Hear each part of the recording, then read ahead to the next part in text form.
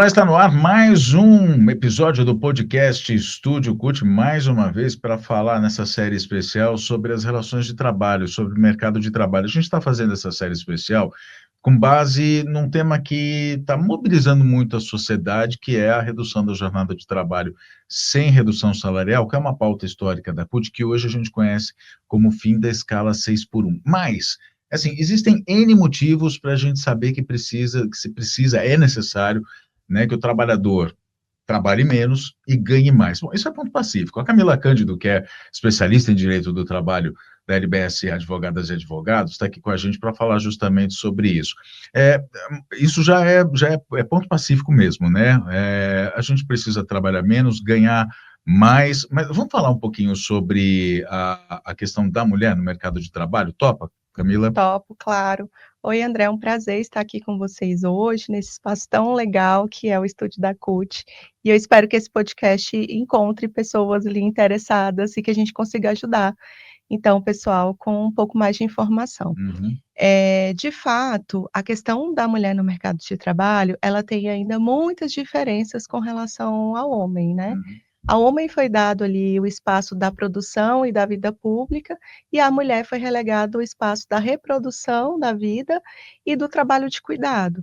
E historicamente, culturalmente, esse trabalho do cuidado e da reprodução nunca foi bem remunerado dentro da nossa sociedade, sempre foi relegado uma posição mais subalternizada. Uhum. Então, ainda hoje, a gente tem as mulheres ocupando muitos postos comerciais, do emprego doméstico, na saúde, na educação, e que são postos mesmo com remunerações mais baixas do que o setor produtivo, que tem mais homens, inclusive Uhum. também dentro das suas posições na carreira, né? Quando a gente pensa, por exemplo, eu gosto sempre de pensar nas mulheres que trabalham no comércio, e para mim tenho alguma facilidade para falar do tema, porque o meu primeiro emprego, ele foi trabalhando em loja. Então, a mulher que trabalha no comércio, ela geralmente não trabalha próximo ao comércio, porque a maior parte comercial das cidades, ela está no centro. E as mulheres, inclusive por causa dos salários que Uhum. ganham, moram em regiões mais periféricas, mais longe. Então, você tem o tempo de chegada nesse trabalho, né, o transporte público, que já é muito difícil, às vezes 1, 2 horas para chegar, a jornada de trabalho e a jornada de retorno para casa. Uhum. O que significa que, em média, a mulher fica longe da casa entre 10 a 12 horas.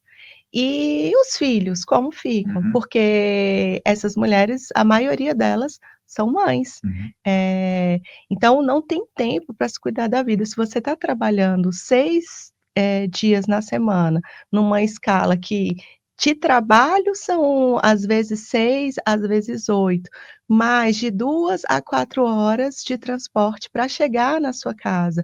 Então a gente está falando de um Uhum. esgotamento. E quando chega em casa, É a segunda mais jornada. uma jornada Uhum. para cuidar dos filhos, para cuidar da casa, às vezes para cuidar dos pais, ainda que não se tenha filho, você tem ali toda uma demanda doméstica, né?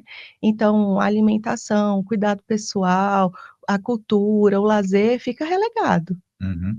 Ou seja, a mulher, ela ainda tem, a nossa sociedade ainda relega à mulher esse conceito de que ela tem que cuidar da casa, cuidar enfim, dos parentes que ficam doentes, enfim, que é o que a gente acaba de chamar de segunda jornada, né? Que, aliás, a gente acaba de chamar, não, acaba de lembrar que se chama segunda jornada. E na hora que se fala sobre redução da jornada, nessa mobilização toda em relação à redução da jornada de trabalho, fim da escala 6 por 1, a mulher então tem que ter uma atenção especial. É preciso primeiro ver a realidade da mulher para depois se discutir a redução para ela. Como é que você vê isso? Sim, aqui no Brasil a gente teve alguns avanços nos últimos anos, né? Uhum. Quando a gente pensa, por exemplo, na Lei de Igualdade Salarial e também nas legislações que foram feitas pensando no cuidado, né? Uhum. Só que só leis, elas acabam não resolvendo o problema. Ela é um grande avanço, mas elas não resolvem, porque nós temos aí uma questão cultural, que é a divisão sexual do trabalho doméstico. Uhum. Então, a gente precisa investir ainda em aparelhagem pública, né, como, por exemplo, as escolas, as creches, deixar que esses aparelhos públicos estejam mais próximos ou da moradia dessas mulheres ou dos seus empregos, né, para que viabilize isso. A gente tem que avançar no diálogo sobre a licença parental, né, Uhum. inclusive é uma bandeira da Central Única dos Trabalhadores, que é a licença parental de 1 ano para homens ou para as mulheres, né? É, então, existe uma construção social que, sim, envolve esse aparato jurídico, mas também que envolve a mudança política, né, de estrutura pública. Tem lugares, inclusive, que a gente fala que existem lavanderias públicas, né? Às Uhum. vezes pensa assim, nossa, mas as roupas precisam ser lavadas e geralmente elas são lavadas pelas mulheres. Então, Uhum. uma estrutura de lavanderia pública é um aparelho social que ajuda nessa questão da Uhum. divisão sexual do trabalho. E um dos avanços dentro dessa estrutura jurídica que a gente pode falar, né, é a lei da igualdade salarial. Uhum. Pelo menos que a gente pensa assim, dentro do mercado de trabalho formal, a gente tem ali um incentivo e uma Uhum. obrigatoriedade. E Quer aí, falar? eu quero fazer uma pergunta, porque você falou sobre, por exemplo, mudanças políticas que são necessárias, como esses aparelhos públicos, né? E aí você cita o caso da lavanderia e tudo, e tem vários outros, né? Que a gente poderia ficar aqui citando durante muito tempo, enfim, resolveriam, ou pelo menos mudariam essa situação. Mas também tem, eu acredito que uma necessidade de uma mudança cultural, e principalmente por parte das empresas. E aí, como a gente está falando na lei de igualdade salarial, você está citando a lei da igualdade salarial, eu queria saber por que ela não funciona ainda. É cultura das empresas ainda que a mulher ganhe menos? Como é que é essa realidade? É, dentro dos estudos, da sociologia, do feminismo, a gente tem um termo que chama teto de vidro. Uhum. Então, que eu vou tentar explicar de uma forma mais tranquila, mas a gente tem os espaços de poder há muitos anos sendo ocupados pelos homens. E os homens têm os seus próprios lugares em que eles circulam, então o futebol, o happy hour, e esses espaços eles criam afetividades e as indicações. Então é sempre muito comum um homem indicar um outro homem, e assim eles vão subindo dentro Uhum. das suas escalas de poder. E a mulher relegada há muitos anos a esse espaço, de casa, né, que hoje a gente tem um ambiente diferente, que as mulheres saem para tomar um chopp, para conversar, vão Uhum. para balada juntos, vão para academia juntas, tem ali aquele espaço de vizinhança, de comunidade, mas há muitos anos as mulheres não tiveram esse espaço dentro da vida pública, e elas acabam, dentro da empresa, assumindo posições mais, inferiores dentro da Uhum. escala salarial. Eh, e aí o que tem essa expressão que a gente fala, o teto de vidro, é que a mulher não é indicada para subir, geralmente, como são os Uhum. homens que estão ocupando essas posições, eles indicam outros homens. Então a gente precisa fazer com que as mulheres subam dentro da Uhum. escala e, assim, mulheres vão indicando mulheres também dentro dessa escala, porque a gente acha que tudo é muito meritocrático, mas na verdade essas relações elas se dão na subjetividade do ser Uhum. humano, Sim. né. E aí a lei de igualdade salarial, ela surge porque em 2022 tem um dado em que, ainda que mulheres e homens tivessem a mesma posição, 22% dos homens ainda ganhavam mais, Uhum. do que as mulheres.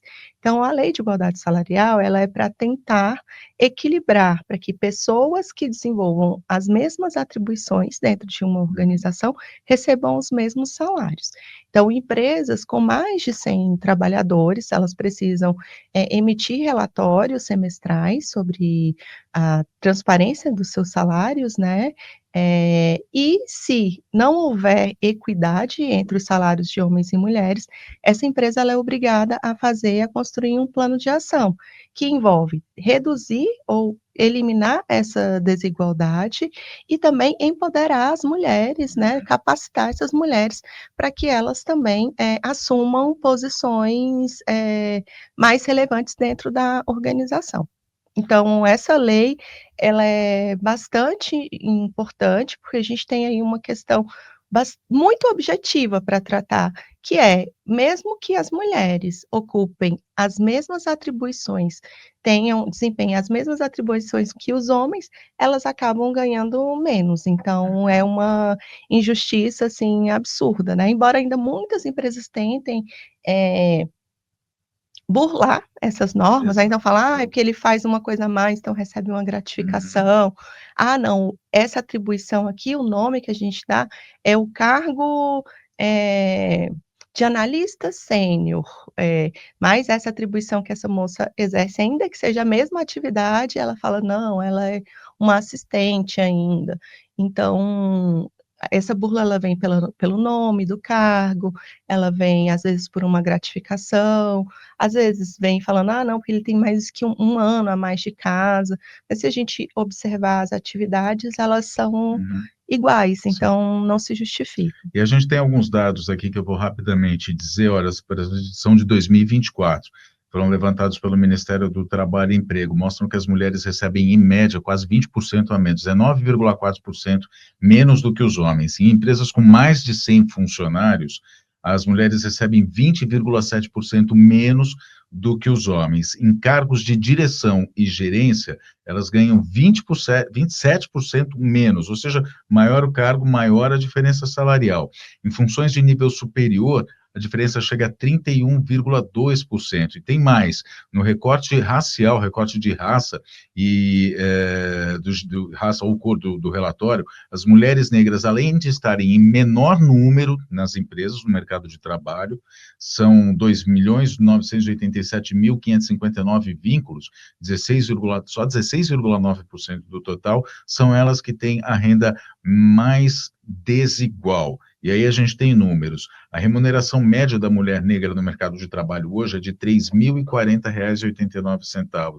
Corresponde a 68% da média de remuneração dos homens não negros, que é de R$ 5.718,40. Então, se eu sou um homem branco, eu recebo R$ 5.718. Se uma mulher negra faz a mesma coisa, isso numa média do mercado, se uma mulher negra faz a mesma coisa que eu faço, a média salarial dela é de R$ 3.040. Ainda tem empresa que burla, como você disse, essa lei. O que é de fato preciso para que as empresas cumpram? A gente tem a lei que enfim, estabelece normas, mas a mudança cultural, ela é necessária, Camila? Ela é fundamental, assim, são estarrecedores, né, os dados que você apresenta, e de algum modo nos causa perplexidade, porque não há nada que justifique, né, a não ser o machismo e o patriarcado. Então, o que nós precisamos... E o racismo, no caso. E o racismo, exatamente, e principalmente o racismo, né, as mulheres negras, a interseccionalidade do gênero e da raça, ela é muito mais cruel ainda com a mulher negra. Então, precisa ter uma mudança, de fato, cultural, mas essas mudanças culturais, elas levam um tempo que é massacrante para as mulheres, né?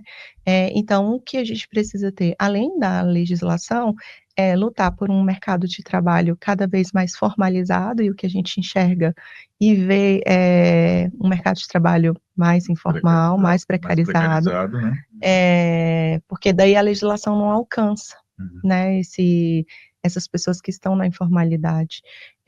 E uma segunda coisa fundamental é a fiscalização.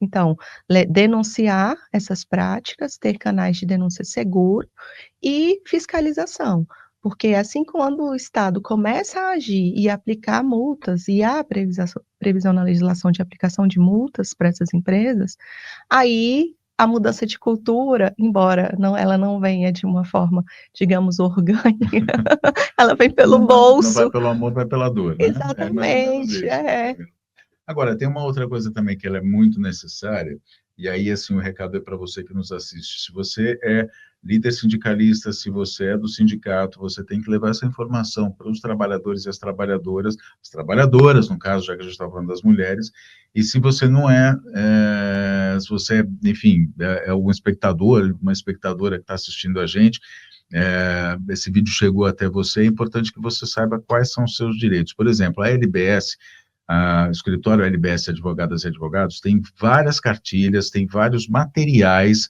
para que a classe trabalhadora conheça seus direitos. A CUT também tem. Então, eu já indico aqui, cut.org.br e lbs.adv.br.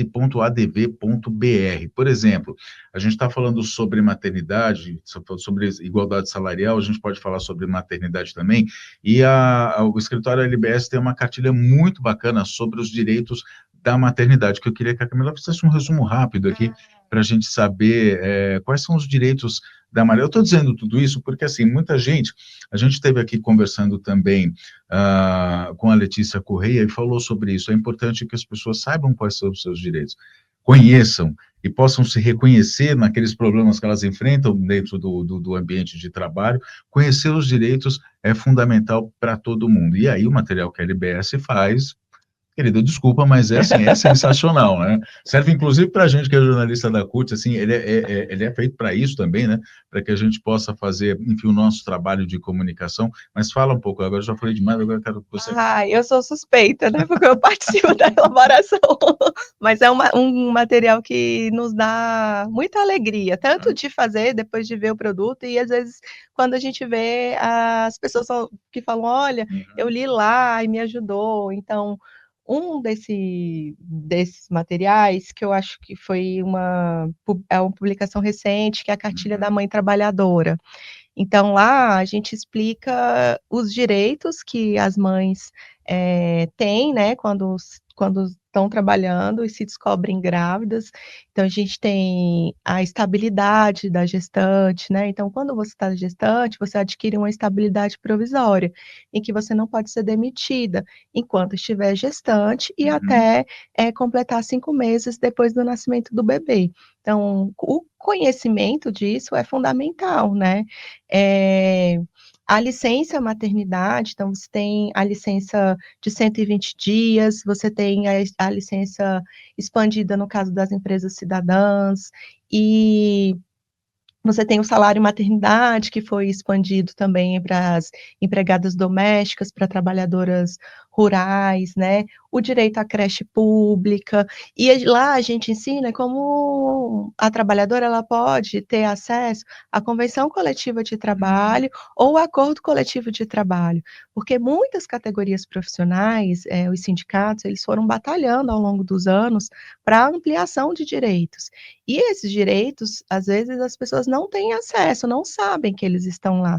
Então, a gente orienta como descobrir as suas convenções e seus acordos coletivos para ter acesso a mais uma gama de direitos. Então, como, por exemplo, o teletrabalho, para a mãe, né, que está com um bebê pequeno em casa, os direitos a assistências, quando tem uma criança com deficiência, né? Então, existem uma série de normativos dentro de cláusulas, dentro das convenções e dos ACTs, que vão além, exatamente, dessa proteção legal geral que todos existem, que está lá na cartilha também, e essas outras proteções dos acordos e das convenções. Google, vai no Google, digitou Google, você vai digitar o seguinte, Cartilha Direito das Mães Trabalhadoras LBS. Aí você vai achar o link, tanto da LBS quanto o link da CUT também.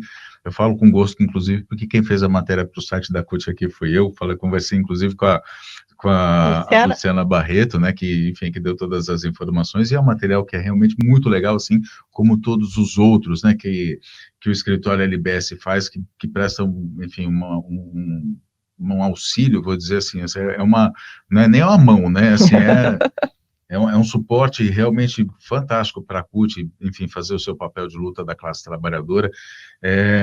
Então, eu queria agradecer a tua participação aqui. Se tem mais alguma coisa que você queria complementar, enfim, para a gente... Eu quero agradecer também pelo espaço, para dizer que para nós é um grande orgulho assessorar a Central Única dos Trabalhadores, E se tiverem dúvida, alguma questão, quiserem trazer alguma sugestão para a gente desenvolver alguma cartilha, é só deixar aí nos comentários das redes sociais em que vocês vão estar assistindo esse vídeo. Muito obrigada, André. Bacana. E procure também as redes sociais do escritório LBS. Deixa eu ver se eu consigo pegar aqui rapidinho. O site eu já falei, lbs.adv.br,